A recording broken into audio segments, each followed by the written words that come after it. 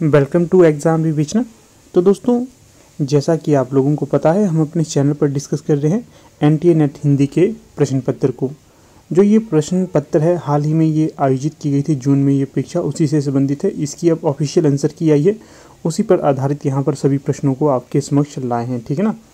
इससे पहले हमने इसके एक पार्ट को तो डिस्कस कर लिया है, जिसमें हमने लगभग 55 के आसपास प्रश्नों को डिस्कस किया था। इसके आगे के प्रश्नों को अब यहाँ पर डिस्कस करेंगे। आज इसके दूसरे पार्ट में सारे प्रश्न पत्र को कंप्लीट कर देंगे। और देखिए, हर एक प्रश्न को आप ध्यान से देखिएगा। ऐसा आपने नहीं सोचना है कि आप लोग एलटी टेट की तैयारी कर रहे हैं या फिर एलटी कमीशन की तैयारी कर रहे हैं या फिर पीजीटी हिंदी की तैयारी कर रहे हैं तो वहाँ पर आपको ये प्रश्न नहीं पूछेंगे। जो हिंदी साहित्य की कोई भी परीक्षा होती है, वहाँ पर प्रश्नों का रिवीजन होता रहता है, प्रश्न रिपीट होते रहते हैं। तो इसलिए ध्यान से इन प्रश्नों को आपने रिवीजन करना है। जो नहीं आते होंगे उनको नोट करना है। भविष्य में आगामी किसी भी परीक्षा में आपको यहाँ से प्रश्न रिपीट होते हुए देखेंगे, ठीक है ना। काफ़ी महत्वपूर्ण है ये, हर एक तथ्य काफ़ी महत्वपूर्ण है। बाकी आगे बढ़ने से पहले आपको हमारी टीम के द्वारा जो कोर्स पीजीटी हिंदी के लिए चलाया जा रहा है उसके संबंध में जानकारी दे देता हूँ। तो यहाँ पर आप देख सकते हो, हमारी टीम के द्वारा पीजीटी हिंदी के लिए न्यू बैच 15 जुलाई 2023 से शुरू किया जा रहा है। जो भी इंटरेस्टेड कैंडिडेट होगा तो वो जो यहाँ पर व्हाट्सएप नंबर दिया गया है इस पर संपर्क कर सकता है और जल्द से जल्द इसमें एनरोल हो सकता है। 15 जुलाई से क्लासेस स्टार्ट होंगी, तो 15 जुलाई से पहले आपने इसमें एडमिशन लेनी है। तो फीस भी यहाँ पर बता दी गई है और जो शुरू के 10 कैंडिडेट होंगे उनके लिए यहाँ पर छूट भी रहेगी 200 की। तो जो भी इंटरेस्टेड कैंडिडेट होंगे, आपके नियर डियर होंगे, कोई भी होगा तो जल्द से जल्द इसमें एनरोल हो जाए। बाकी देखिएगा, कई बच्चे कॉल करते हैं तो कई बार कॉल अटेंड नहीं कर पाता हूँ मैं, तो इससे बेहतर है कि आप व्हाट्सएप ही करें, आपको सारी जानकारी यहाँ पर मिल जाएगी, ठीक है ना। तो चलिए फिर एलटी टेट वाला बैच भी दिखा देता हूँ आपको। तो यहाँ पर आप देख सकते हैं, ये है HP एलटी टेट के लिए न्यू बैच। ये कब से बैठेगा? ये 25 जुलाई 2023 से बैठेगा। इसमें भी अगर आपके कोई नियर डियर या फिर आप स्वयं जुड़ना चाहते हैं तो जुड़ सकते हैं। यहाँ पर आपको हर एक चीज़ ऑनलाइन करवाई जाएगी, महत्वपूर्ण चीज़ें इत्यादि सेंड की जाती रहेंगी। अगर अधिक जानकारी चाहते हैं तो यहाँ पर भी व्हाट्सएप नंबर दिया गया है, इस पर आप व्हाट्सएप करके सारी डिटेल ले सकते हो। तो रुक करते हैं अपने प्रश्न पत्र की ओर। तो यहाँ पर देखिएगा, प्रश्न है, निम्नलिखित कविताओं को रचनाकाल प्रथम प्रकाशन वर्ष के आधार पर पहले से बाद के क्रम में लगाइएगा। देखिए, तो यहाँ पर जो पहले क्रम में आएगा, सबसे पहले जिसका नंबर आएगा तो वो होगा परिवर्तन कविता। पंत जी की परिवर्तन कविता है, 20 सबसे पहले आएगा। उसके पश्चात कुकुरमुत्ता आएगी निराला जी की, दूसरे नंबर पे ये है। तीसरे नंबर पे आएगी आपकी कुकुरमुत्ता निराला की, है ना। तीसरे नंबर पर असाध्य बीना आएगी, किसकी है ये? अज्ञेय की है ये रचना। फिर मोचीराम कविता, मोचीराम नहीं, अंधेरे में आएगी चौथे नंबर पे। ये मुक्तिबोध की कविता है, अंधेरे में। सबसे अंत में धूमिल की कविता आएगी, मोचीराम। इस प्रकार से ये क्रम रहेगा। अगला प्रश्न है, कबीर साहित्य के अध्येता हैं, तो बताना है कबीर साहित्य के अध्येता किस किस को माना जाता है। सबसे पहले तो ध्यान रखना है, डॉक्टर धर्मवीर है जो, इन्होंने कबीर साहित्य पर काफ़ी गहनता से अध्ययन किया था, एक तो ये माने जाते हैं। दूसरे होंगे पुरुषोत्तम अग्रवाल, तीसरे हैं डेविड लॉरेंजन। ये तीनों ही कबीर साहित्य के अध्येता माने जाते हैं। ध्यान रखिएगा, कभी अलग अलग से पूछा जाएगा, क्या पुरुषोत्तम अग्रवाल कबीर साहित्य के अध्येता हैं? जी बिल्कुल हैं, धर्मवीर भी हैं, डॉक्टर धर्मवीर, डेविड लॉरेंजन भी हैं।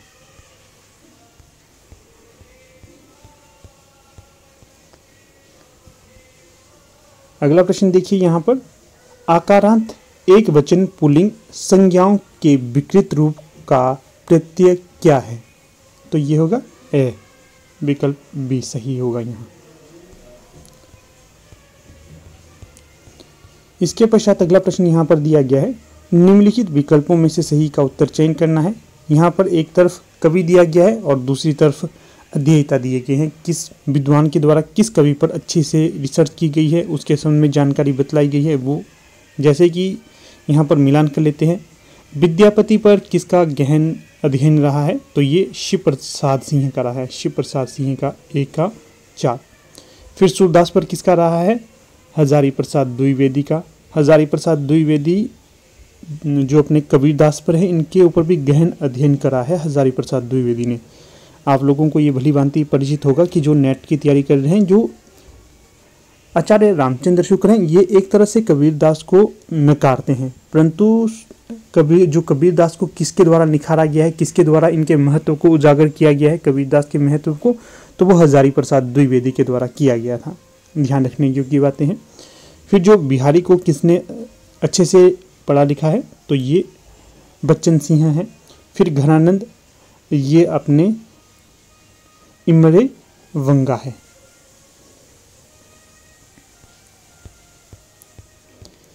अगला प्रश्न देखिए, भारतीय नवजागरण के संबंध में उपयुक्त कथन है। तो कौन कौन से भारतीय नवजागरण से संबंधित उपयुक्त कथन होंगे? पहला कथन देख लेते हैं, नवजागरण का जमाना सभ्यताओं की टकराहट का ना होकर सभ्यताओं के आत्मनिरीक्षण का था। बिल्कुल सही होगा ये। फिर है, ईश्वरचंद्र विद्यासागर ने स्त्री अधिकार आंदोलन की निंदा की। बिल्कुल गलत है ये। जो ईश्वरचंद्र विद्यासागर है, इन्होंने स्त्री अधिकार आंदोलनों की कभी निंदा नहीं की है, बल्कि प्रोत्साहन करते रहते थे वो इन आंदोलनों को। फिर है, औपनिवेशिक माहौल में भारत का नवजागरण बुद्धिवादी जागरूकता के अलावा राष्ट्रीय आत्म पहचान का संघर्ष भी था। बिल्कुल सही होगा ये भी। फिर अगला है डी, स्वामी दयानंद सरस्वती हिंदुओं की मूर्ति पूजा का समर्थन करते थे। ये गलत है।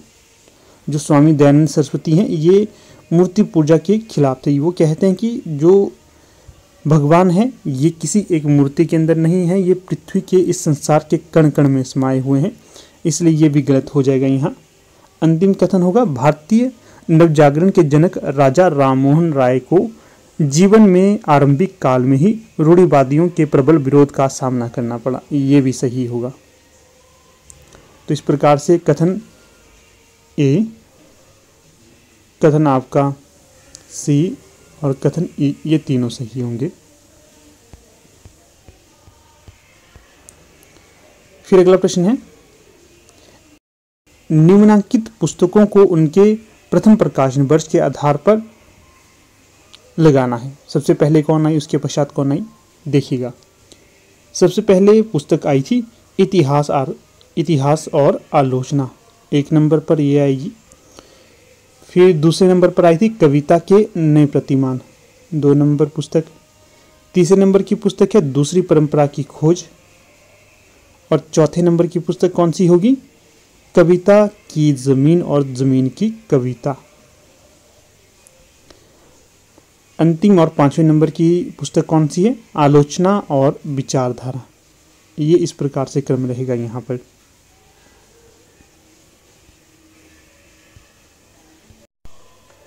अगर प्रश्न बने कि ये सारी की सारी आलोचनात्मक पुस्तकें किसकी हैं, तो ये डॉक्टर नामवर सिंह की होंगी, ये भी ध्यान रखना है।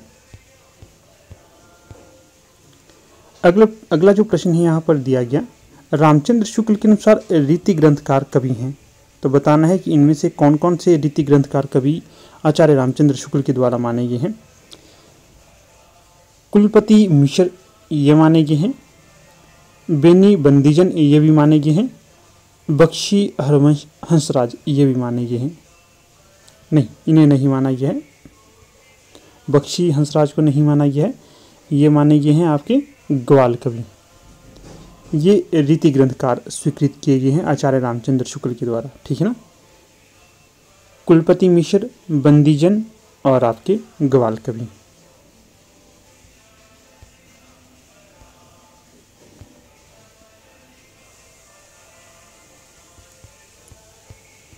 अगले प्रश्न को देखिएगा, निम्नलिखित पुस्तकों को उनके प्रकाशन वर्ष के अनुसार पहले से बाद के क्रम में लगाइए। तो सबसे पहले जो रचना आएगी तो वो आएगी आपकी इतिहास तिमिरनाशक, 1 नंबर की रचना है। फिर होगी दुर्लभ बंधु, तीसरे नंबर पर जो रचना आएगी चंद्रकांता संतति, चौथे नंबर की रचना हो जाएगी आदर्श हिंदू, और 5वें नंबर की रचना हो जाएगी पथिक। ये क्रम यहाँ पर सही रहेगा।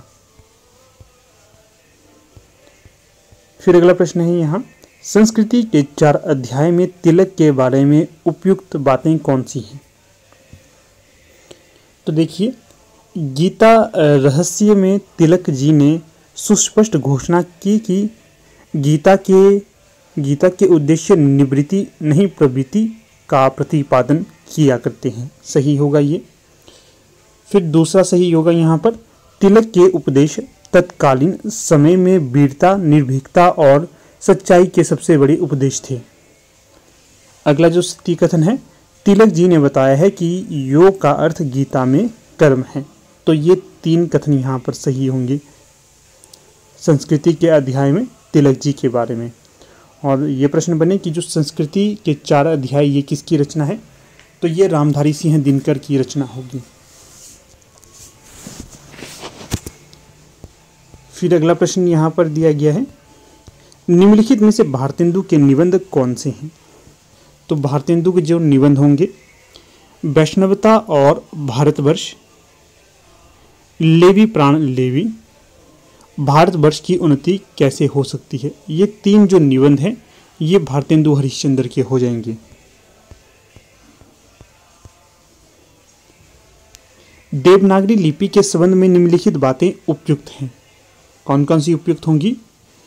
जैसे बोला जाता है देवनागरी में वैसे लिखा जाता है, पूर्णतः सही है। एक लिपि चिन्ह में अनेक ध्वनियों को व्यक्त करने की क्षमता है, तो ये असत्य होगा यहाँ। संविधान में देवनागरी लिपि में लिखित हिंदी को राजभाषा माना गया है, ये सही है। देवनागरी लिपि में पंजाबी और उड़िया भाषा लिखी जाती हैं, गलत होगी। स्पष्ट सी बात है, जो पंजाबी है ये देवनागरी में नहीं लिखी जाती, गुरुमुखी लिपि में लिखी जाती है। फिर ध्वनि और संकेत में निश्चितता है, तो ये तीनों कथन यहाँ पर सही हो जाएंगे। ठीक है, इनका ध्यान रखना है। ए, सी और ई, ये 3 कथन सही होंगे।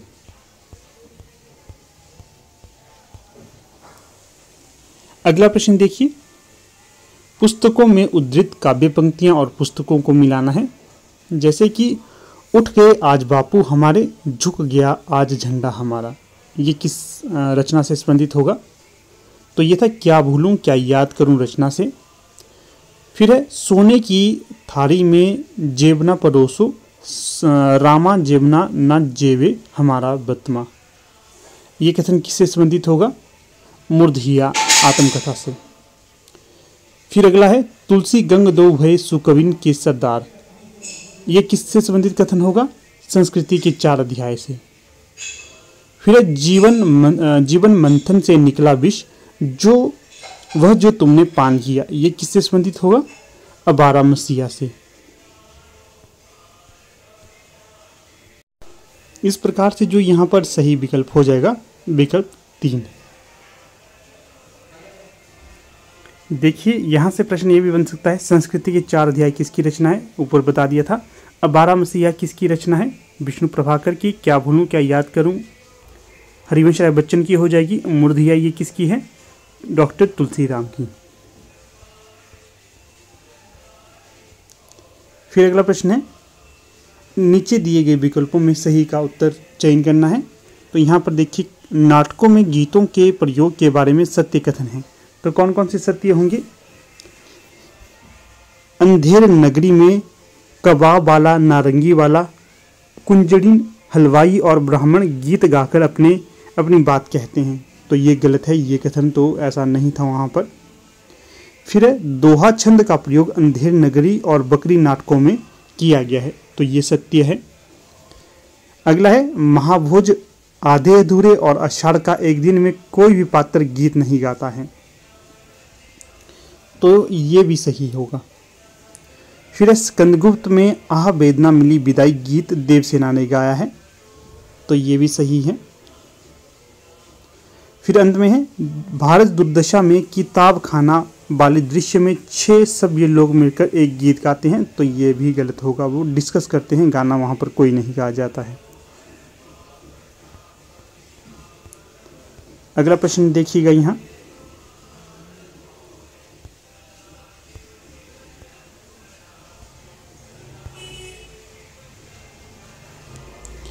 भारत दुर्दशा नाटक में निम्न पात्रों के मंच पर आने का सही क्रम क्या होगा? तो सबसे पहले जो आता है प्रश्न विकल्प के अनुसार, यहाँ पर जो विकल्प दिए गए उसके हिसाब से सही होगा। भारत सबसे पहले आएगा 1 नंबर, उसके पश्चात भारत दुर्दशा आता है, तीसरे नंबर पे आता है रोग, और चौथे नंबर पर आलस्य, और 5वें नंबर पर मदिरा आती है। ये क्रम होगा। अगला प्रश्न, निम्नलिखित में से अभिकारी शब्द हैं। तो जो अभिकारी शब्द कौन है? क्रिया विशेषण, ये आपका अभिकारी शब्द होगा। अगला प्रश्न यहाँ पर है, भारत लोकतंत्र की आलोचना करने वाला नाटक युग्म है। कौन सा होगा यहाँ पर? वो बकरी और महाभोज, ये दोनों ही भारतीय लोकतंत्र की आलोचना करने वाले नाटक होंगे। प्रश्न अगर आपसे पूछा जाए बकरी नाटक किसका है, तो ये आपका सर्वेश्वर दयाल सक्सेना का हो जाएगा। महाभोज ये आपका मनु भंडारी का हो जाएगा। ठीक है, इसको याद रखिएगा। प्रश्न बन सकता है किसका है और क्या इसका विषय है। भारतीय लोकतंत्र की आलोचना यहाँ पर की गई है। बतलाया गया है किस प्रकार से घटिया राजनीति यहाँ पर की जाती है। अगला है, उत्तर फाल्गुनी के आसपास निबंध के आधार पर दिए गए विवरणों में आयु को छोटे से बड़े क्रम में संयोजित करें। तो जो क्रम यहाँ पर सही होगा तो इस प्रकार से है। पहले नंबर पे तो आएगा आपका जीवन के सम्मुख फण उठाए एक प्रश्न चिन्ह को उपस्थित करता है। कथन 1। इसके पश्चात जो अगला है दूसरे नंबर पे जो आएगा तो वो है आपका, इसमें जीर्णता और जर्जरता नहीं है, यह जरा और वृद्धता का प्रतीक नहीं है। 2 नंबर। तीसरे में जो आएगा तो वो होगा, डैश से ज़्यादा असभ्यता अश्लीलता है, अनैतिकता है। तीसरे नंबर पे ये कथन होगा। चौथे नंबर पे ये वाला कथन है आपका, क्या है इसमें, जरा और जीर्णता की आगमनी का समाचार काल तुरंत दूर से ही हिनहिनाकर दे जाता है। सबसे अंत में ये कथन आएगा आपका, तब मैं व्यवस्था के पुतली घर की इन यंत्र कन्याओं से माफी मांगकर उत्तर पुरुष की जय जयकार बोलते हुए मंच से बाहर आ जाऊंगा। इस प्रकार से कुछ इसका क्रम रहेगा। काफी डीपली प्रश्न पूछा गया था। अगला प्रश्न है, निम्नलिखित में से अर्ध समृद्ध स्वर कौन से हैं? ए और ओ ये आपके अर्ध समृद्ध स्वर होंगे। अगला प्रश्न है, आगरा बाजार नाटक का आरंभ किस नज़म से होता है? तो जो नज़म थी शहर अशोभ या अशोभ कह सकते हैं। किसका नाटक है ये आगरा बाजार? हबीब तनवीर का। फिर अगला प्रश्न देखिएगा, दिल्ली दरबार दर्पण निबंध के अनुसार किलात के खां को सब मिलाकर कितनी कीमत की वस्तुएं तोहफे में देते हैं या उन्हें कितनी मिलती है तोहफे में वस्तुएं?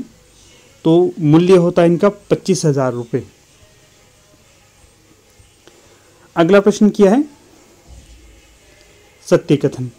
तो यहाँ पर जो सत्य कथन होंगे वो इस प्रकार से हैं, भरत के नाट्यशास्त्र में रीति के लिए प्रवृत्ति शब्द का उल्लेख है, सही हो जाएगा। फिर कुंतक ने रीति को मार्ग कहा है, ये भी सही है। फिर भोज ने अवंतिका और मागधी नामक 2 वृत्तियों की उद्भावना की है, ये तीनों सही कथन हो जाएंगे यहाँ पर।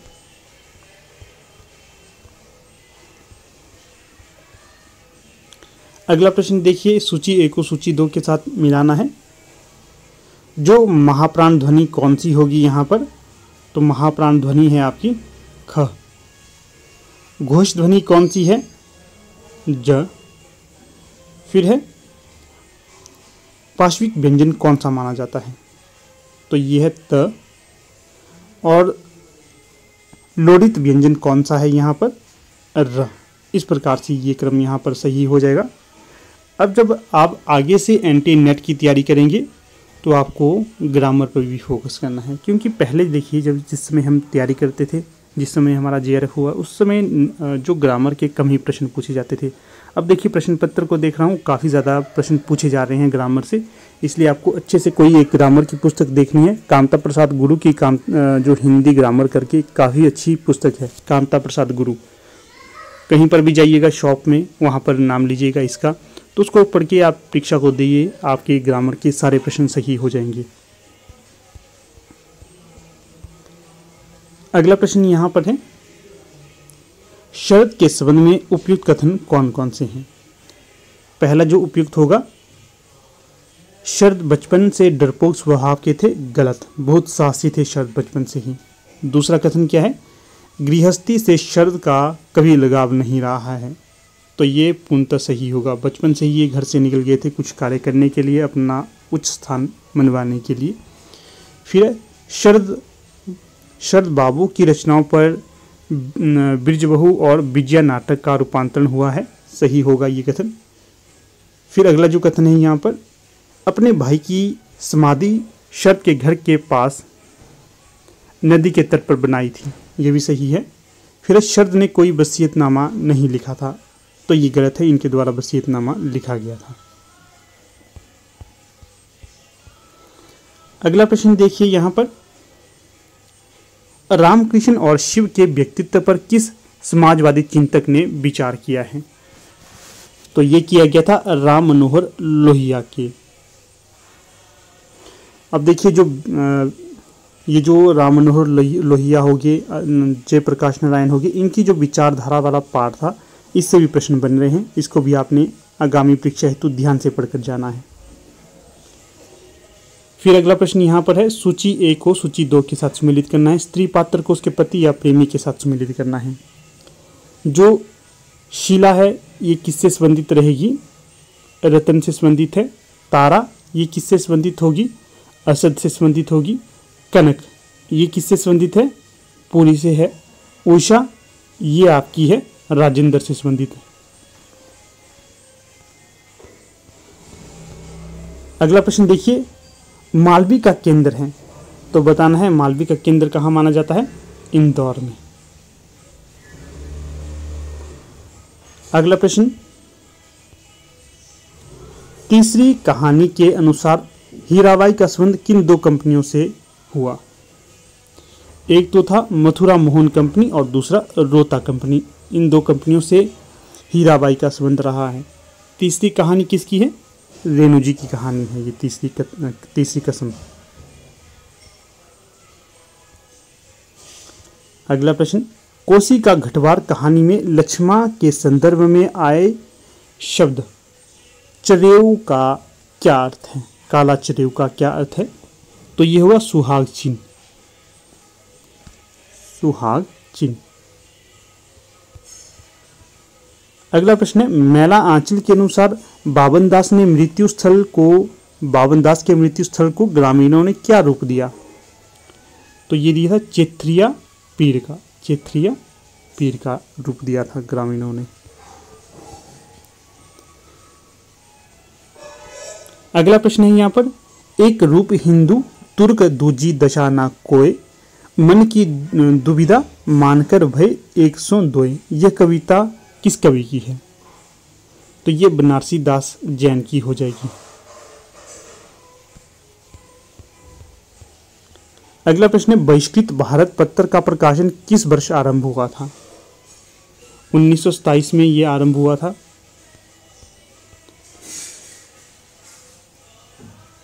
अगला प्रश्न क्या है,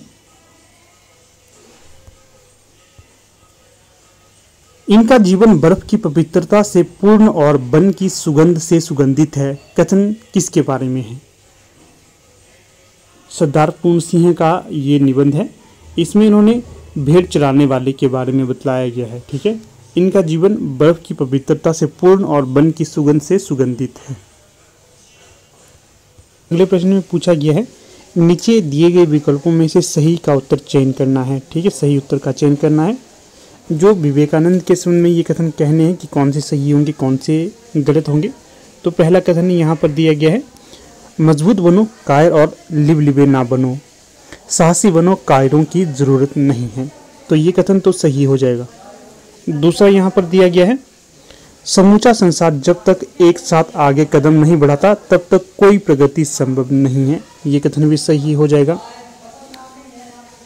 अगला है, शिक्षा से उत्पन्न ज्ञान जनता को ब्रिटिश शासन का सम्मान करना सिखाएगी और उनमें एक हद तक इस शासन के प्रति अपनत्व की भावना पैदा करेगी। तो ये गलत होगा, इस तरह का कथन उन्होंने नहीं कहा था। फिर अगला कथन है डी, मानव हृदय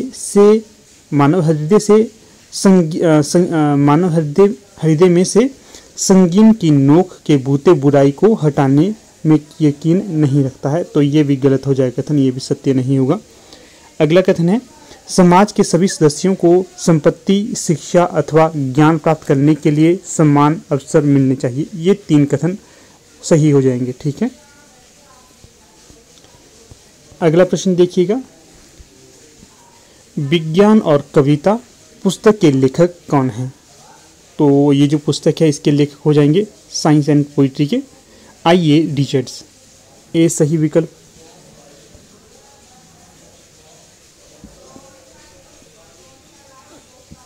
अगला प्रश्न देखिएगा, नीचे दिए गए विकल्पों में से सही का चयन करना है। प्रश्न है, पाश्चात्य काव्य चिंतक वर्ष के अनुसार पहले से बाद के क्रम में व्यवस्थित करना है। तो देख लेते हैं, जो सबसे पहले आएंगे विलियम वर्ड्सवर्थ, पहले नंबर पे आते हैं। दूसरे नंबर पे आएंगे कॉलरिज। तीसरे नंबर पे जो यहाँ पर आएंगे मैथ्यू अर्नोल्ड। चौथे नंबर पे आएंगे आपके T.S. इलियट और सबसे अंत में आएंगे I.A. रिचर्ड्स।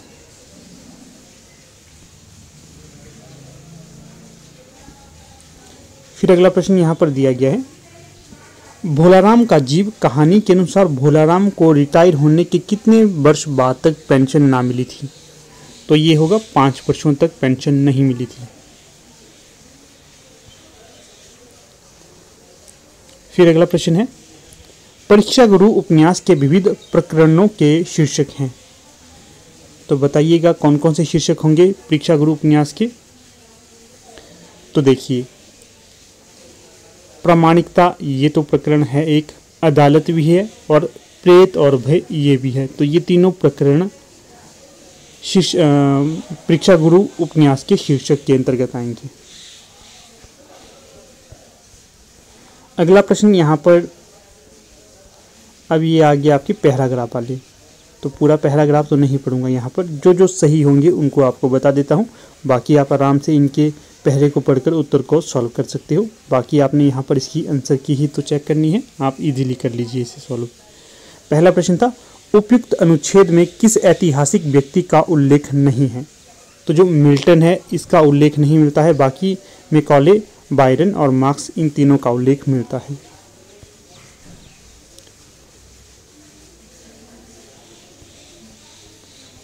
फिर अगला प्रश्न है, उपयुक्त अनुच्छेद के अनुसार आधुनिक चिंतन के जिन पश्चिमी रचनाकारों विचारकों ने प्रोत्साहन प्रदान किया उनमें नहीं है। तो जो नहीं होंगे तो नित्से नहीं होंगे, बाकी मिल, स्पेंसर और लॉक ये तीनों होंगे। उपयुक्त पैराग्राफ को पढ़ने के बाद आपको ये तथ्य मिलेंगे। फिर अगला प्रश्न है, उपयुक्त अनुच्छेद के अनुसार अंग्रेजी राज में शिक्षा संबंधी सुधारों का उद्देश्य नहीं था। तो भारत की आत्मा को नवजीवन देने के लिए ये शिक्षा नहीं थी, बाकी ब्रिटिश शासन के प्रति अपनत्व पैदा करने के लिए थी, अंग्रेजों की महानता का डंका पीटने के लिए थी, जनता में ब्रिटिश शासन के प्रति सम्मान पैदा करने के लिए ये शिक्षा थी। फिर पश्चिमी विचारों ने निर्णायक भूमिका अदा की है। उपयुक्त अनुच्छेद के अनुसार पश्चिमी शिक्षा द्वारा भारत में विकसित का विचारधारा का अंग नहीं था। तो ये सर्वधर्म संभाव ये नहीं था।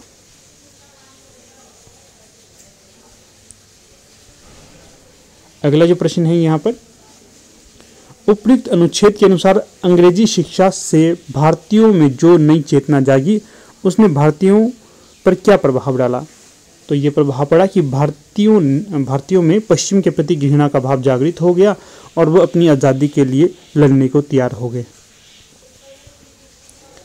अगला प्रश्न है, उपयुक्त उद्धरण के अनुसार मानवता के विकास को जड़ बनाने वाली अपराधी कौन है? वे जो पुराने विश्वासों की चीख पुकार मचाते रहते हैं। अगला है, उपयुक्त उद्धरण के अनुसार यथार्थवादी व्यक्ति को क्या करना चाहिए?